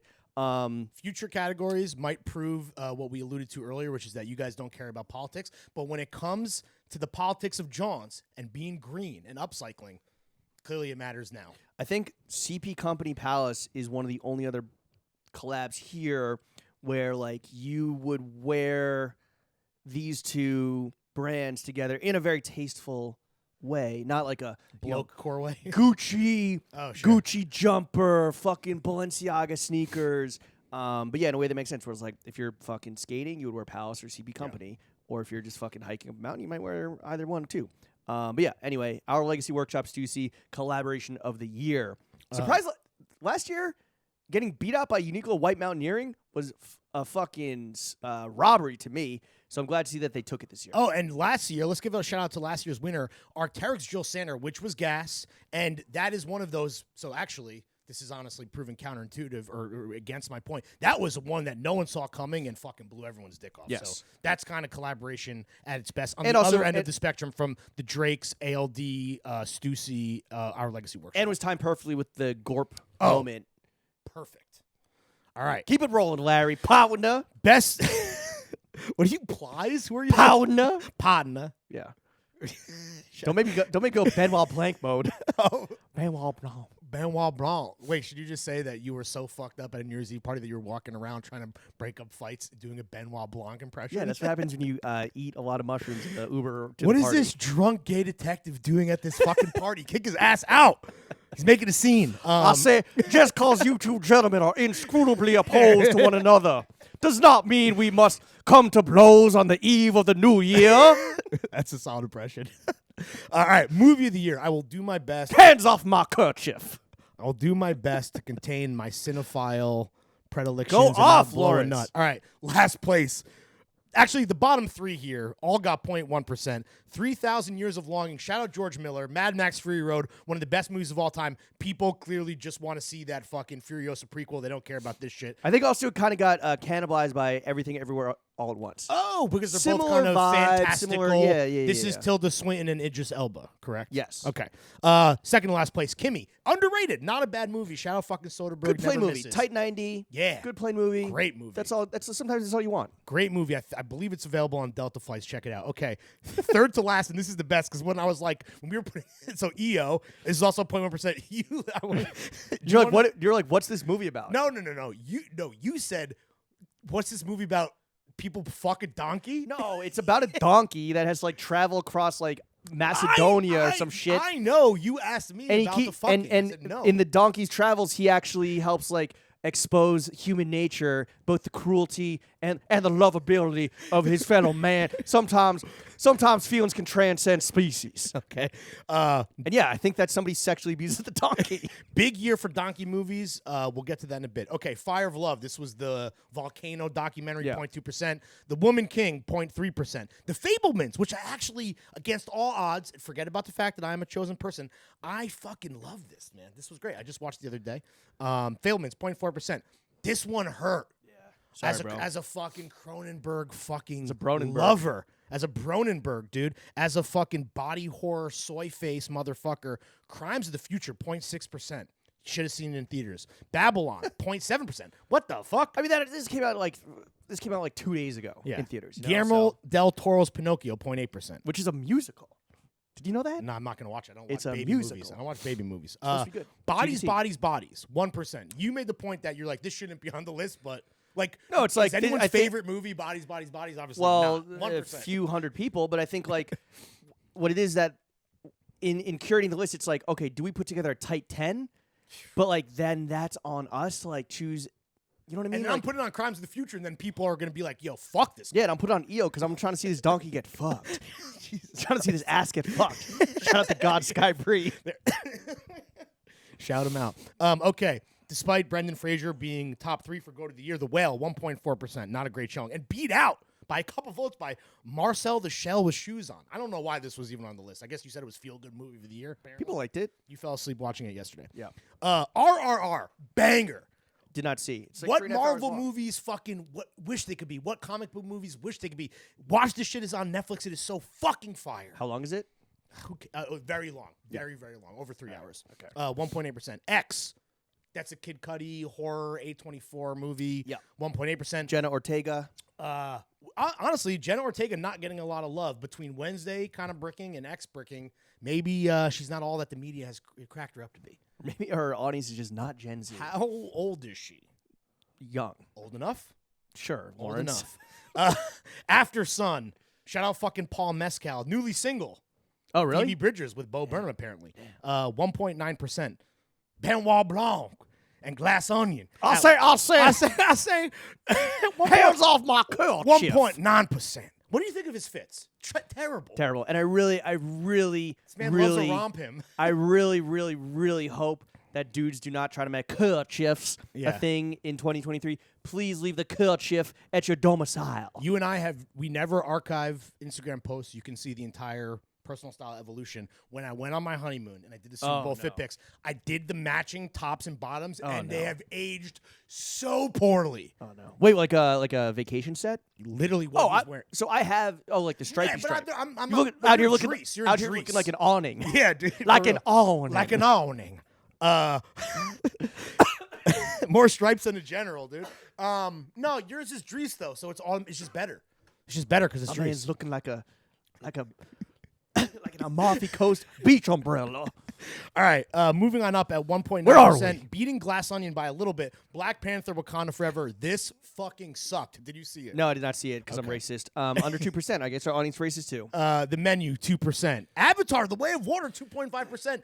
Damn, This I think this is low. No, this is low, but also it's like this just came out in theaters. did you like it? I have not seen it. I I've had a lot never of fun seen watching Avatar it. 1 I either. had a lot of fun watching it. I think people make it their whole fucking personality of loving just jerking off to JC, excuse me, is a bit much. And there's a moment where I'm just like, it doesn't matter that these motherfuckers are blue anymore. They're just like they're just fighting each other.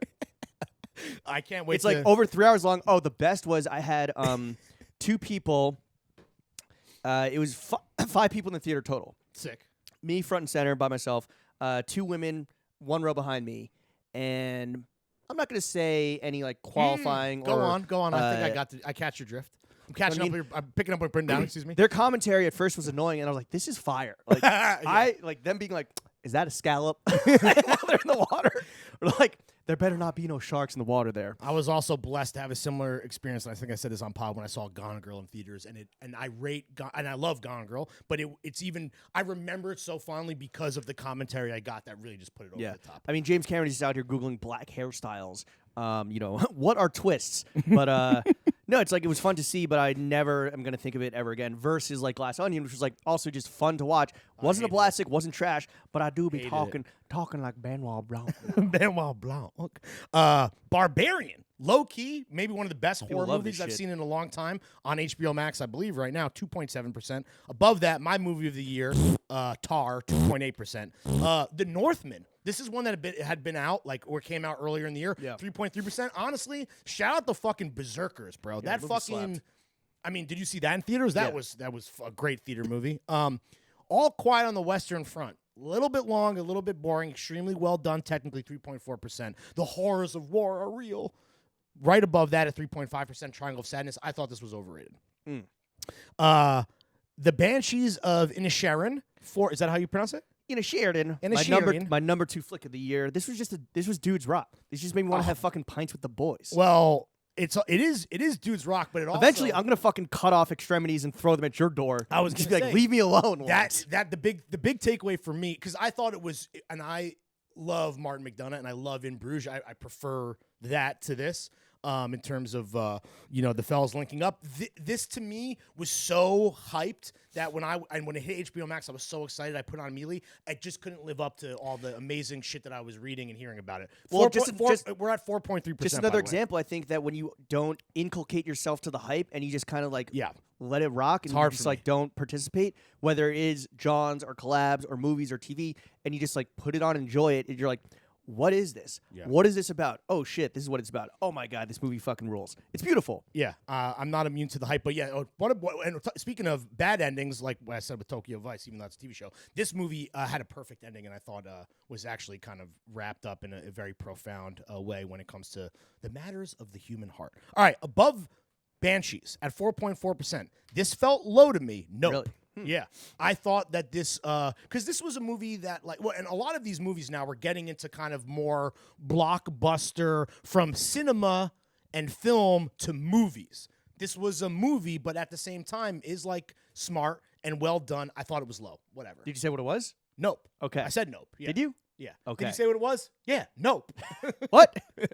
Okay, then say it. Yeah, but you saw this on a plane, bro. I saw this on a plane. So Get what? out of here. So what? But I think that I saw it on was it Delta One? No, Delta Premium. I don't know. Yo, I think that Jordan Peele will always be playing in his own shadow of Get Out. Yeah, 100%. Where especially with a similar cast, it's gonna be hard to fucking do better than that. This was better than Us.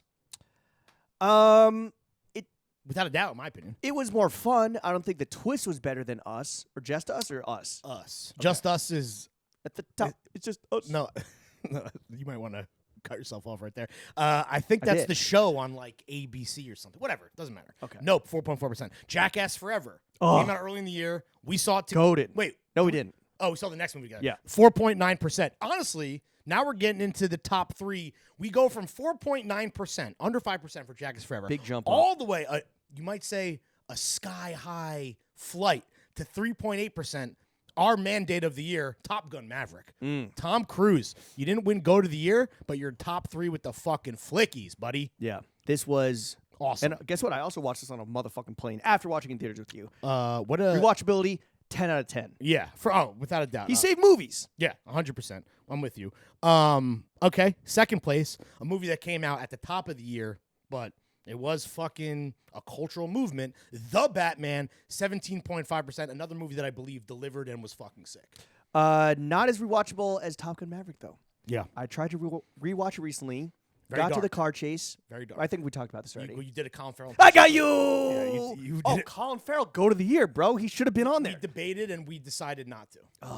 But Well, he that, really this is before I is. saw Banshees. That's what it is. Oh, you would have fought. You would have fought harder. Yeah. Shout out fucking Colin Farrell, one of the best ever dude. And Jimmy fucking vindicated the #1 movie of the year. And you according hate to this you movie guys. because it's Asians. No, I do not hate it. Well, spoiler alert, everyone I'm sure knows where we're going with this. 18.2%, everything, everywhere, all at once. This was It was good. a great fucking film. Jenna voted for this. Really? Yeah, she loved this movie. She was Um, weeping in theaters, bro. Wow. Yeah. No, it makes you feel every single emotion. The action Makes is you sick. feel everything everywhere all at once. Yeah, the action's sick. There's dudes fighting with like butt plugs up Yeah. their anuses, up Lot of their the up their dildos. Golden Globes. Yeah. Callback. And yeah, I don't know. This movie just fucking ticks every box. It was very original. I mean, we already talked about this in personal picks, but it's like it was very original. It wasn't a rehash of IP. New unlike, IP won out. Unlike the following three. And then Nope is original, Yep. Banshee's original, but like everything else is just a fucking rehash of rehash. It's formulaic, whatever. Everything everywhere all at once seemingly just like blew it all out the water. As this list goes on, there is honestly good year for. How about this? Good year for movies. The franchise shit lived up to the hype. At anything that wasn't Marvel, honestly, and then the OG IP kind of fucking slapped from everywhere, I mean, everything Top all at Gun once for to Nope sure. to Banshees to Triangle of Sadness even. Not new IP. All Quiet on the Western Front. Come on. When did that fucking book come out? Jesus Christ. Okay, that's that category. All right, Moving most on. stylish celebrity of the Oh year. Lord, here we go. This is a long one. I'm gonna run wait, through should it. we real quick move the movie Yes. of last year? Oh, banger! Not What? new IP though. Dune, 23.9%. Yo, I know you're the cinephile of the two of us, but I think 2023 is gonna be a fucking goated film. Well, we year, need bro. Dune. Dune 2 is gonna fucking In November. go crazy. I can't In fucking. November. Austin Butler's in it. Oh fuck yeah, dude. Dude, you think he's gonna bring the Elvis voice to the fucking to the spice mining? I'll say that worm. I'll say. We're not. I can't stop jiggling like the worm. I can't stop dancing. Sandworm. Can't stop dancing on the dune. I'm dancing like a sandworm. I can't stop. I'm swinging my own sandworm. The girls are going crazy for my sandworm. I know I should stand still, but I can't stop swinging my hips on the dune. I'm fucking. I'm off. I'm off that spice. I'm all duned up. I'm on the spice. Spider-Man No Way Home was second. That was pretty good. French That shit Dispatch last year. sucks. Fuck Marvel, bruv. No, that was good. Licorice Pizza, top 5. Bo Bo Burnham Inside. Damn, I forgot about that shit. Licorice Pizza, most nipply movie of last year, most nipply movie this year. Love Alana Haim. Emily the Criminal. Yo, that shit was good, bro. Another awesome plane movie. tight 90 plane movie. Great plane movie. Very nipply. Shout out Emily, shout out Kimmy, shout out all the fucking girlies keeping us fucking locked in on those Delta flights across the fucking globe. Okay, most stylish celebrity of the year. This is a fucking snoozer list every year because Oh. no celebrities dress well. Bringing up the rear like toilet paper, Travis Scott with 0.2% of the vote. Then we got Lil Nas X, homophobic. Then we got Drake, who I believe last year won last place. Drake got last place, and he was beat out by a shred by Trav. Wow. So you had, I mean, and you know what? We put him on there so that we can fucking dance on their graves. That's what I mean, we're come doing. on, Drake. I think Drake deserves more credit than Yes, fucking and third Travis to Scott last. fucking sucks Yeah. across the board. I hate that guy. Okay, I mean, if you're voting for most influential, you could. Yeah, argue 100%. against Shout out all the ragers. All right, fourth to last, Luigi Villaseñor. You were the like, creative he- director of Bally and Rude. You were like, he should not be on the list, but I was like, well, she was on the GQ bracket. And yo, here's the thing. How can this man have such solid personal style? And obviously he's rich, so that helps. And his own clothes are such dog shit. How does that work? Because out? they sell. Because people love to buy I dog guess shit. you're right. Okay, moving on up. Okay, then we got Skateboard P. Then we got The Gods. Then we got Andrew Garfield. Evan Mock at 1.7%. Lil Uzi Vert at 1.9%. Feels low. Criminal. Steven Yeun at 2.1%. Timothée Chalamet, 2.2%. Then we got Donald Glover, Bad Bunny, Jacob Elordi, Chris Pine, Tremaine Emery, all tied at 2.6%. Harry Styles at 2.8%.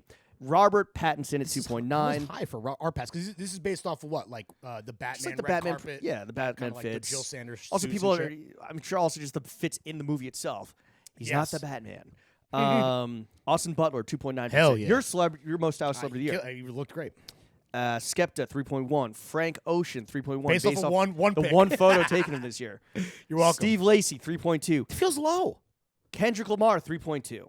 Kendrick, I think is Certainly making strides. he overrated? Certainly making strides. The profile with him and Dave Free in the Times magazine was fucking awesome. I'm PG sorry. Lang, I think that the he's future. Yo, we should be signed. We should be the first pod signed to PG Lang, dude. that. Okay. Then This is crazy. 3.4% of the millions of votes that were garnered for the Fitties went to Ye, formerly known as Kanye West. We're in the top 10, by the way. He is in 8th place. Kendrick got 9th. Steve Lacy got 10. Whereas I feel like Steve Lacy is too low. Kendrick may be fairly rated, if not overrated. This is insane. Did Ye? This is crazy. Did he even look good? Who are you people that are voting? Well, all you for him, and then the collaboration. All you earlier. motherfuckers. I mean, look. You could argue that he was just influential and just like being the Always. fucking walking poster board for Balenciaga. Yeah. Also, you can't deny that Yeezys like still are fucking selling and moving, and you see people wearing them, especially the foam runners. Yeah, 100%. Right? All right. Ye at 8 with So it depends how you vote, 3.4%. but no, fuck all 3 point whatever percent of you. Of you. Next up, Jeremy Allen White, aka Carmi from The Bear. Are people which voting for him or Carmi here? they're voting for Carmi. They're voting for the character. Yeah. ASAP, Can you separate the art from the artist, guys? ASAP Nast at 4.2. Your fucking boy. Then old reliable Lord Jody Flacco, ASAP Rocky, 5.5%. Real quick, Rocky's in 5th place. Nast, I thought that there was a chance that Nast was going to beat Rocky, but there's still a bit of a gap there. I think Rocky was just too visible with like every Rihanna pregnancy fit pick. Pick. He's in Baby there, too. daddy of the year. He's baby daddy of the year. And like I don't know. I think he still gets fits off. I know that you're tired of him, but like without a doubt. I hate the music. Sure. I hate the music. It's so bad. Next up, can you get out of there so I can read this? Oh, Shea Gilgis Alexander, 6% of the vote. And he is balling on the court this year. And he has Asian homies, so shout him out for that. What is that? Wait, how do you? There's a piece in the paper about how he still has his team that he like surrounds himself with is still his childhood homies. Fire, I love that. One of them is like a fucking restaurant supply sales guy. Sick. This Asian dude. Another Asian guy, and then like a black guy. Sounds like a fucking fly crude. 3rd place Ooh. with 6.5% of the vote. Amine. So Amine last year was kind of a surprise. He came in at number 7, so he was top 10, and he had 4.6% of the vote. We've talked about him a bunch on pod. He's having a great year. I would love to see him. I think he could. Listen, I don't know if he can win because we haven't gotten to the percentages of the winners yet. He is a rising Fitzman, and I think that everybody agrees, and it's cool that like we can all kind of get out ahead of like what is going to be the Amine renaissance, and that could be next year. Sure, if he keeps a pace. Because maybe it is like... He's going crazy, dude. Great Really? IG follow. Yeah. Okay. Yeah. Maybe I'm going to follow. I don't know. Okay, in 2nd place, this has got to be the surprise, maybe of the entire Fitties. I think it is. Definitely this category. Not to be a hater, because this is a personal friend of ours, I was like, I don't know if he should be on this list. Because he doesn't qualify as a celebrity? Well, that's but he is, though, right? Like, Over a million followers. Yeah, okay. I believe. But is that all it takes? Everyone else on this list is so much more famous than him, though. Would you agree? Bruh. Let me go through. Yes. Absolutely.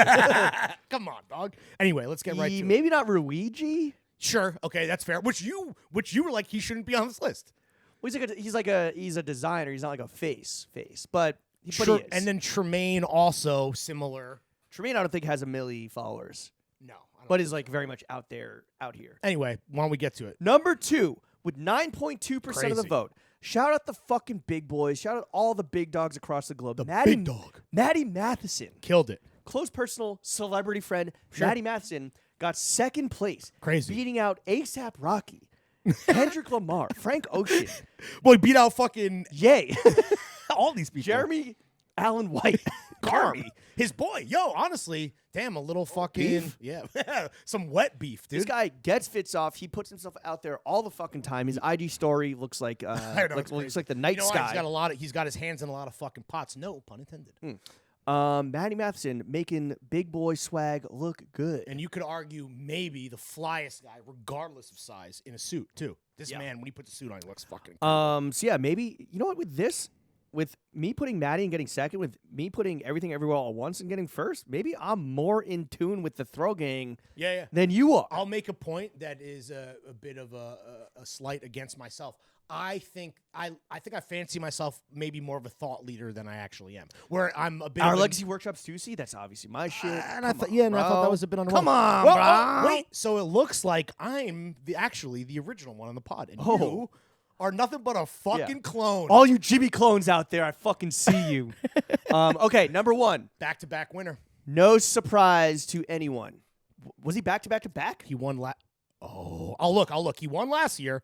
With 13.1% of the total vote, the most stylish celebrity of the year No on the surprise. third annual Fitties. Tyler, the creator. He dropped in his percentages, though. I think because the Tyler look is uniform-esque and so consistent, are people gonna get sick of tea? He did not three-peat because the most stylish celebrity of the year 2020, The worst year in memory. Oh my God. Harry Styles. This was the year of Gucci. He- and he this went- is the year of and he like went- and gender that's the year that fluidity. he like went crazy Yeah. and became the Harry Styles that Harry. spit on Chris Pine. Harry. Tyler though did get second place that year. Harry, gender's fluid, Harry. So Tyler took the You're a gender fluid wizard, Harry. Tyler took the big leap, the big jump from 2020 to 2021, but a bit of a regression, still top dog, but a bit of a regression, and I'll be very curious to see what happens next year. Well, he also didn't put music out this year, so he wasn't like out like that hard but as much as it was last year. You're completely wrong because he put out Call Me If You Get Lost this year. Or did he? I'll look it up. But Igor was obviously previous.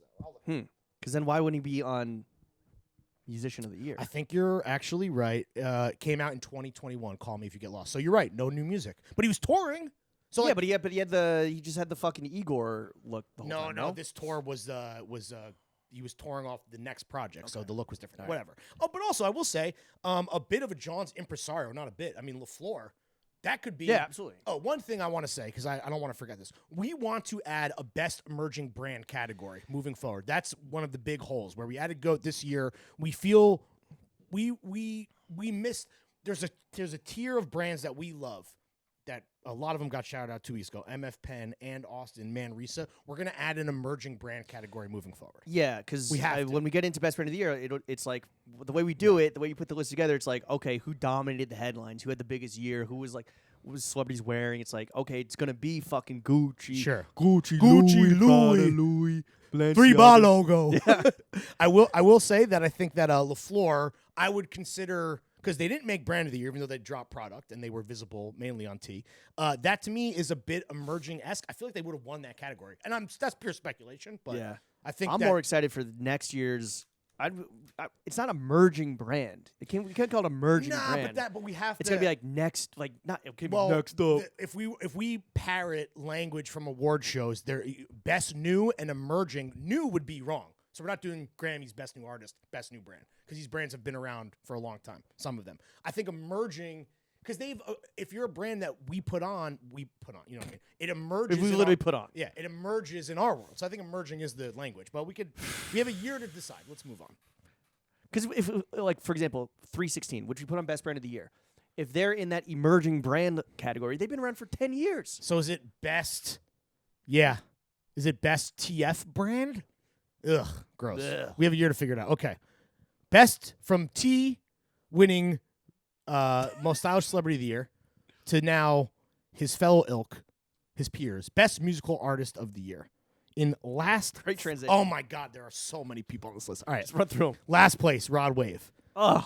Then Kim Petras. These are all under 1%. I'm not even gonna read that. Then Conway the Machine. Yo, Lil Baby has fallen off crazy, and everyone agrees. Then WizKid. It's the Joe Coscarelli curse. Post Malone, Glorilla, Youngboy, Never Broke Again, Babyface Ray, Lil Yachty, which people did say should be on Most Stylish Celebrity, so we're going to rectify that, assuming he keeps going crazy moving forward. Gunna, 0.6%, that's where we're at. Echo 2K, Ice Spice. Is this not low? She got 0.7%. She had one song. She also had Bikini Bottom. She had 2 songs. Okay. And that backwind must go crazy. Yeah, we all saw the tweet, Jim. Benny the Butcher, 0.7%. Sakamami, 0.7%. Father John Misty, 0.7%. Smino, FKA Twigs, Omar Apollo, all at 0.8%. Nas, 0.9%. People did love that, though. That's like it's a Fraser Tharp-ass record. Like, you know, I don't know if that connects to the audience. The Queen, my lover, Well, Carly Rae Jepsen, Okay. 0.9%. Tough. Yeah. Is off, I guess, the strength of one song, I guess, that was on every year in list. 1.1%. Brent Faiyaz, 1.1%. Future, who you said, this blew my mind, the #1 best-selling rap album of the year. Yep. The one where he's in the back of the Bentley with the eye mask, which sucked, by the way. That was the #1 selling rap record. Crazy. All right, moving on up. Earl Sweatshirt, 1.3%. Metro Boomin, 1.4%. Beyonce, I'm not surprised with our audience, but this is low as fuck, 1.4%. Vince Staples, 1.5%. Always, which is some you chef pronounce shit it? that Yeah. we don't know, 1.6%. If that's even how you pronounce it, I don't know. Always. Always. Always. Always. Jid, a.k.a. J-I-D. Apparently both ways to pronounce it are correct. We Googled it before doing this recording. 1.8%. Charlie XCX. Is this the highest charting woman? No. Oh, no. Second highest charting woman. Charlie XCX at 1.8%. Damn. Toro E. Oh, no. Sorry. No, third there's highest. others. Toro E. Moi, 1.8%. Dua Lipa, a.k.a. Doopy Loopy, 1.9%. Babytron, 1.9%. Good showing. T Swizzle, another one of my lovers, 2.1%. Freddie Gibbs, 2.1%. Disappointing. Blade, 2.2%. The Weeknd, 2.2%. Arctic Monkeys, 2.3%. Yeet, 2.3%. Rosalia, 2.3%. SZA, 2.4%. Actually, there's a lot of women. That's the I was highest. being rude. That's the highest charting woman. SZA, which was a late addition. She lost Yeah. out. We, hand up, this is on us. We kind of fucked up and we forgot SZA. And she probably But even with like missing the first day, that initial wave, that crush of voting, Yeah. she garnered 2.4% of the vote. Big Thief, 2.4%. Our fucking boy, another close celebrity friend of the podcast, 2.4% for Zach Fox. Yo, banger. That album Wood goes. tip. Wood tip all timer. That's some like sexy auntie music, 100% you know? for the onks and the anties. If you have a bead divider dividing your rooms, shit's for you. Yeah, that shit slaps. Yeah, the tunes really reverberate off Yeah. the beaded curtain. Ari Styles, 2.5%. My runner, my man, Alex G. I have been pilled. How do you by do, the fellow drums. kids? 3.2%. All right, we're moving on up in the world. 21. Savage, 3.2%. West Side Gun, 3.3%. Sure. The 1975. Robbie hacked the fucking The voting. 1975. Robbie hacked the voting. Just like I listened to Alex G, I listened to this record, and I definitely was like you, and I was like, oh, this is some like British Arctic Monkeys rock and roll shit. It is just straight pop, which is not terrible. Sure. I like the Free fake Young ass. Thug. That was really funny. I like the fake ass LCD sound system song that opens with the record. My boy, Drizzy Drake, Big Scorpion, 5.3%. Steve Lacy, 5.3%. All right, top Underrated in the stylish celeb, but kind of doing, and at least what he's put on earth to do, he's kind of killing it in the music category. Top 3. Here we go. And this was tight. This Yeah. was, by the way, this is the tightest category Yes. of all the categories. Bad Bunny, 5.6% in third place. Beating him by 0.1%. King Pusha boy. T. Rap album of the year, in his words, 5.7%. And the winner of the best musical artist of the year, as voted by you guys, at 7.5%. So he kind of ran away, at least for this category. Sorry, pronounce the winner. Kendrick Lamar. It was tight between Kendrick and Push, and I think Push was even winning initially, Mm-hmm. and then Kendrick just Kung Fu Kenny. Kung Fu Kenny just took it at the end. I don't know. He got the fucking mail-in ballots, I guess. Yeah. Compton sent in the mail-in ballots. And put him over the top. Shout out, and kind of ran away with it in you know with almost 2 percentage points, whereas like it's pretty tight the next 3 or 4 people. But yeah, Push was winning, and he had my vote, and then he fell to number 2. But still, I mean, number 2 to Kendrick Lamar. Come on. This is the category that like breaks the Fitties in that there's so many entries and like everyone gets votes to some degree, and it's like, how do you ever thin this out? You honestly, this would benefit the most from ranked choice voting of all the categories. Ranked choice voting This needs to happen. Is too tight. That's in the fucking mandate for next year. Okay. Okay. Should we go from? Oh, real quick, last year, right? Your best musical artist of the year was Phoebe Bridgers. Oh, with 15%. Paul Mescal's ex-girlfriend, Pop Smoke, R.I.P. He would have been a go to the year last year. He was in second with 11.4, and then Freddie Gibbs, because he obviously put out both Alfredo and I believe Bandana. I think I'm correct with that. That was 9%. Wait. Also, last year we did a way better job of keeping the category tight as fuck. Hold on. Are you? Wait. So you're looking at musical artist of the year? Oh wait, did I go back? Oh, I think you sorry, were looking at sorry, 2020. I was at 2020. Disregard. Who is? Yeah, because Kanye was the artist of the year God last damn it, year. You're right. And then it was Tyler, and then Baby Keem. Baby And then Keem. Griselda, and then Olivia Rodrigo, the queen. But also, now you guys know how 2020 shook out as well. Remember that? That was one of the most disappointing things with the inaugural Fitties, at least for me and you, were like, Phoebe Bridgers. Like, what the fuck? Who gives a shit? Oh, my sad Apparently, girl. a lot of you guys do at All home. my sad girls tap And in. I know, Chef as well. The Yeah. saddest of all girls. All right. Chef Core. Okay. Here we go. On to everyone's favorite category. The penultimate Which- category of Does this get the this. most votes? Maybe. I don't know. Biggest bozo. I'm gonna double check. Biggest bozo of the year, Oh. which is wholly a TF original. This is the most fun to put together, the most fun to vote on. I wish I could vote for all these bozos. Starting from the bottom. It is the most popular category. The most people voted in this for every. Whenever I posted like shit on IG, like that got the most like clicks or whatever. Bozo got the most votes, followed up by Goat, because this is stuff that you don't need to be a John's head or even like a cool guy with music and movies to vote on. And then surprisingly though, Trend of the Year, third one. Because that's also very fun too. You and I have a lot of fucking fun putting it together. Anyway, let's go. Bottom of the pile, bozo of the year. So I guess the least bozo of the year, the Hip Hop Police. Great. So I guess it's not fucking ACAB anymore. You claim that people don't know what this means. I think Hip Hop Police is a 90s, 2000s term. Yeah. Because it was a true like NYPD thing.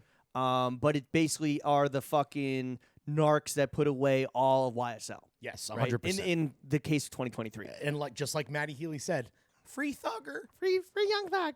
Oh, Free yeah. young thug. Free young thug. Free young thug. Free thug the young guy. Free young thug. Gonna home. First, Even sound, first day out. Sounds like Where's the Oliver first day? Twist. Where's the first day out track, Gunner? Free young thug. Free him now. Bring him home. Bring him home. Bring him home. He's coming It's home. coming home. Okay. Hip Hop Police, bottom. Least biggest bozo, Johnny Depp and Amber Heard. Kind of surprising. Should they have been a package deal? Yeah. Because everyone loses to me in this situation. But Then whatever. you alluded to this, but a lot of the politicians kind of fell to the bottom of the pack when it came to biggest bozo of the year. Besides one particular guy. Yes, I think we're just over politics. But the first politician and possibly your next president, Ron DeSantis, with 0.2% of the vote. Yeah. Then Dr. Oz. Then Tucker Carlson. Then Tom Brady, our boy. Then the Pelosi household. Yeah, we only which- put Tom on the list to prove that how goated he actually is. Yeah. It's a psyop.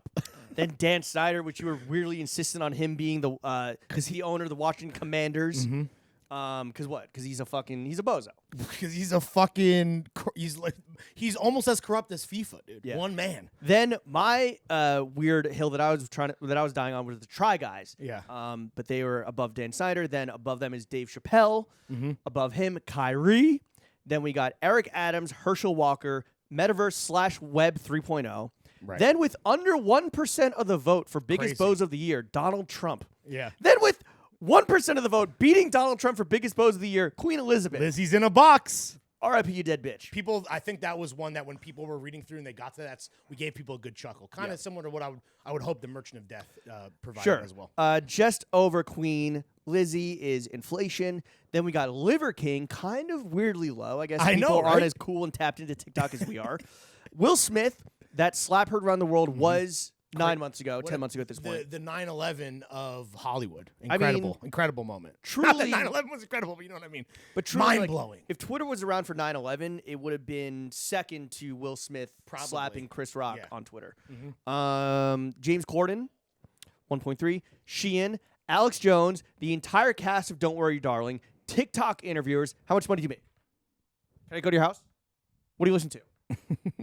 What's that on your wrist? This is a good bit. I like this. FIFA. 1.8%. Just over FIFA is Byron. So it's great, and I Joe get, Biden. and I get because it's, and also, I mean, who gives a fuck about Joe Biden? We're not gonna ride or die for that fucking scallywag. But I will say, it's like, yeah, it's a tough fucking job. So it's like, if there was anybody else in that fucking role, they're probably also rating around 2%. Sure. That's my hard hitting analysis. Joe Biden's A thankless job. Joe Biden's bozo approval ratings at 2%. Yeah. Which honestly, again, are we in the top? All right, 1, 2, 3. We should number these, brother. I know. Well, and this is number 5. Where I'm. Oh, Joe Biden was 10. Okay. So number 9, Sam Bankman-Fried. Free my guy, SBF. Just above him, the United States Supreme Court. Just above the United States Supreme Court, which outlawed abortion effectively. Dave Portnoy. If Portnoy fucking went monk mode and fucking hibernated for a whole year, if you throw him on the list with our guys, he's gonna hit 3%. Just It's gonna above happen. just above Portnoy for bozo of the year is Balenciaga, which I guess they'll emerge from that fucking They'll be baby fine. BDS. The baby BDSM show was happening right when we put this together. This Okay. is a one and done entry. I'm sure they're, even though they fucking suck, Yeah. I don't think they're gonna be fucking up again like they have. Top 5 bozos of the year. Tough year for these motherfuckers. NFT investors, if they haven't all killed themselves, they're the 5th biggest bozo of 2022. Real quick, I wanted to loop these guys in with the metaverse / web 3.0 bozos. You smartly were like, no, they're separate. And based on the discrepancy in votes from a less than 1% middling metaverse web 3.0 at 0.6% to the NFT investors cracking the top 5, you were correct. So credit to Jimmy. I think that even if it is only 3.5%. NFT Bros came in 3rd place last year. Well, we're not. Yeah. Well, let's get there. And so they're in 5th. So they're consistent. Dude, last year had some great bozos on it. I mean, this has been a decade of bozos. See how we number the top 10 so we know where we're at? I know. Damn, we fucked that up. Whatever. Did take us an hour and a half to put this together. Okay, 4th biggest bozo of the year, Vladimir Putin, with 4.7% of the vote. And it really was. No, I don't know what I'm talking about. This was a top-heavy category. This category featured the winner. Got the largest share of the votes in the most popular category. He went Messi mode and then even outgoated the GOAT in terms of winning this category. Everybody knew who was going to be, but let's get into the top 3. Top 3 and a late surge because he did fumble the bag, I guess you could say. Well, I mean, I guess we'll see how the authorities shake this out. The top G. Andrew Tate with 12.2% of the vote. Yeah, I don't know. Elon Musk, 13.4% of the vote. Honestly, in any other year, he would have taken this. Bro, talk about fumbling bags, bro. This man should change his Twitter handle to Bag Fumbler. Yeah, the first person to ever lose. Kidding me? The first person to ever lose $200 billion in the history of the world. Fucking moron. Number 2, to the biggest bozo transition god of the year, with 34.3% of the vote, the clear winner. And there was no question about it as soon as we put him on the list. Yay. The artist formerly known as Kanye West. There have been there have been nominees in any of these categories that have approached getting a third or beating a third of the votes. Ame Leon Dor almost did it last year with Brand of the Year. What? This is the first time that anyone has ever won a category this convincingly. He got over a third of the votes. And with the most people that have ever voted in all 3 Fitties. Yeah, and also we knew this. Everyone knew this was going to happen. It was no question about it. Zero. It was a lock from lock. From the moment he dropped the H word, it was a fucking lock. Yeah, dude. Fucking. And he did himself no favors when it came to being voted biggest bozo of the year by just doubling down and doubling down and doubling down and doubling down and doubling down. He was an entry last year as well. But in terms of like how you win the bozo category by being as low as possible, he was in 3rd to last place. Last year's bozo of the year was Q/insurrectionists /anti-vaxxers. They won handily with 16.1% of the vote. Kyle Rittenhouse followed them up, 12.2%, and then as we said, NFT Bros were 10.9. Oh, and Travis Scott, who incited a riot of his own, he was in 4th place with 8.2. Elon Musk, 7.4% at number 5. All right. Elon and Ye gonna bozo. It's gonna happen. Yeah, and I guess NFT Bros also. Is Travis Scott on here? No, bozo. Travis Scott isn't on here. He just won worst dressed, I guess. Okay, so yeah, biggest bozo of the year, 2022. Yeah. Well, no, Travis Scott was only bozo last year because of all the kids that died at the show. Yeah. All the 10? All the ragers. 10 children died? I don't know. I have no idea. That's 12? what you get. That's what you get for going to a Travis Scott concert. All right, Lawrence. Final category of the Take us year, out. Brand of the year. In last place with 0.6% of the vote, Saint Laurent. Just beating them out, Louis Vuitton. Just beating them out, Dior. At 0.8. Bro, the bottom 3 brands being like high fashion brands. We're not even done. I know. There's more. Well, I don't know if this is a high fashion brand, but I'm saying the bottom 3 with less than 1% is like. We're gonna prove read the to room. me where it's like we're gonna read the room. They don't even need to be on this list. Yeah. Chrome Hearts 0.8%, which does need to be on the list because we love Chrome. Also, last year I believe Chrome Hearts had themselves quite a year. Oh no, they got less than 1%. Never mind. Really, our audience doesn't give a fuck. All right, Gucci 0.8%, Celine 0.9%, Tom Brown 1.1%. You and I both hate Tom Brown. Supreme, oh god, 1.3%. At least not bringing up the rear like TP. That's true. Beat Supreme just barely, Todd Snyder. Shout out my boy Todd. Forest Designs, that was Hand Up on Us, one of the late entries here, 1.4%. Denim Tears, 1.6%. But it's crazy that Forest Designs is beating Gucci, beating Louis, beating Celine, beating Gucci, Louis. Yeah, I don't know. It's just, I mean, 3 ball logos with Supreme. Yeah. That to me is indicative of that gives me hope. That gives me optimism. Yeah, for sure. Okay, I said Denim Tears 1.6%, just being them also 1.6%. Stone Island, get the badge in. Diesel. Shout out Glenn Martin. This was the big fucking year for the diesel resurgence. He took his Y Project sauce, sprinkled it on those big old belts and those tiny ass skirts. Diesel 1.8%. Bottega Veneta 3%. Drake's 3.9%. Jound 4%. Balenciaga 4.3%. That feels very high. I believe we're in the top 10. Again, it's like except for So Jound is in 10th place with 4%. Balenciaga is in 9 with 4%. it depends how you vote. I think last year my personal brand of the year, or not my personal honorable mention, was Balenciaga for brand of the year. Where it's like you can't deny the fucking power and influence that they wielded over the entire fashion landscape. Last year, Balenciaga was the second high, quote unquote, high fashion brand, like ranking wise, because Bottega came in 5th. But they ran last year in terms of high fashion. Bottega. And it's I think Balenci did. And this year too. No, well, Balenci last year got 7. I'm saying based on the Fitties, they were outpaced by Bottega. This year, they beat Bottega. Obviously, Bottega is not like the hot Daniel Lee fucking out of nowhere brand. They don't have the accessories. Though Matu is killing it. So shout him out. Anyway, at 8, Wales Bonner, 4.6%. Great year with Sambas, like we said. I would say that looking at this list, yeah, that's your highest. Well, I don't know how we feel about a certain brand and whether they're high fashion or not, so we'll wait. 316, another late entry, but killed it, 4.8%. Honestly, how high could Andrew and the squad have flown if they were on from jump? I know, we fucked up. We fucked up, and we fucked them by extension, so apologies to our friends at 316. Happy anniversary. Bodie, 5.3%. Is Bodie a high fashion brand? I don't think so. Okay. That's fair.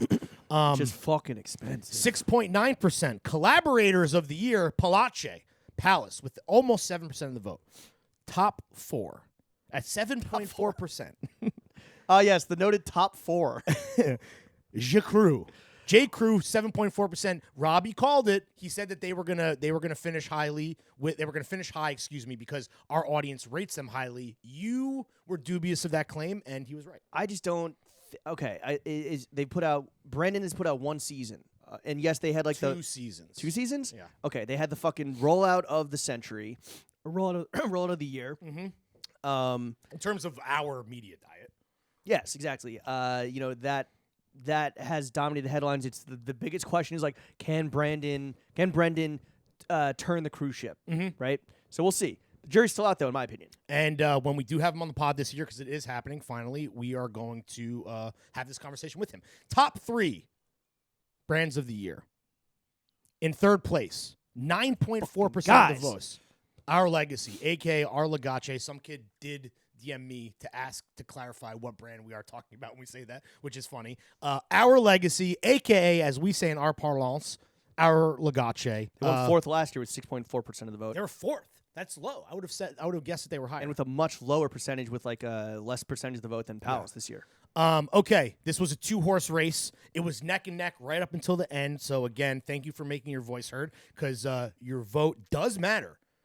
Maybe more so in the Fitties than anywhere else. In 2nd place, dethroned from the top brand of the year for the past 2 years, now with the silver, Ame Leon Dor, 15.8% of the votes, which last year they dominated this category, like I said, almost a third. I believe they got 32.4% last year. Last year was crazy. I mean, they had the sneaker of the year, like, yep. Objectively speaking, with the 550. Cafe Leon Dor became a fucking meme zeitgeist, transcended like Nolita Dirtbag, transcended niche culture and like entered the mainstream. Nolita Dirtbag, which was the meme account of the year last year, like literally made his brand on the back of ALD as well. Yeah, and obviously, and like this year they Hartman. They shut down the main store, right? Yeah, it's revamped and being redesigned. They opened up in London, was like their big thing. That was big. That was huge. Yeah, I think like the queues are mental, man. I was both surprised and completely unsurprised that ALD was like neck and neck for the winner, but the winner ended up being somebody else. And just real quick, not that I have any real insights here, but I was giving Teddy, who I think voted for himself, I would imagine, in the Fitties. What if he didn't? I mean, maybe he didn't. He's like, yo. Yo, Stone Island really been killing it this I was year. giving him real-time updates, and he honestly, like, and obviously we fucking love Ted, but I think he was really fucking jazzed to win the back-to-back-to-back. Wait, did he tell him that he lost? Yeah, I told him. The last time I texted him was right before it closed and was letting him know that he was no longer leading. What did he say? Let's see what he says. Fuck. Also, what I will say is that he said regardless of how He didn't care regardless of how the category was going to shake out. He's like, let the people know I'm about to go even crazy. Okay. I don't know. Should I read his texts? You have no qualms revealing other private information from other people. I said I just did the math. Susie's leading by X amount of votes. Well, you just gave away the winner. Oh shit! And he said I love Stussy, which honestly, the winner, who fucking doesn't? At 16.3%, your brand of the year. Honestly, it was never in doubt until it was in doubt, and then it wasn't in doubt again. Stussy. I mean, this is the. I don't care where a cunt from behind win. It does, yes, and I don't care where your allegiances lie or where you fucking vote with your wallet. This was the brand of the year. I think you can't deny. They Even ticked though I every voted box. For Palace, they ticked every box. They this had is the right answer. They had the viral the viral Zood board bait with the fucking 8-ball fleece. Yeah. They had the collaborations both high and low with like Nike, with Our Legacy, Drees, Jesus fucking Christ. Big moment. The campaigns with Flea and Drees. Sure. Lee McRae just fucking murdering it. Shout out Liam.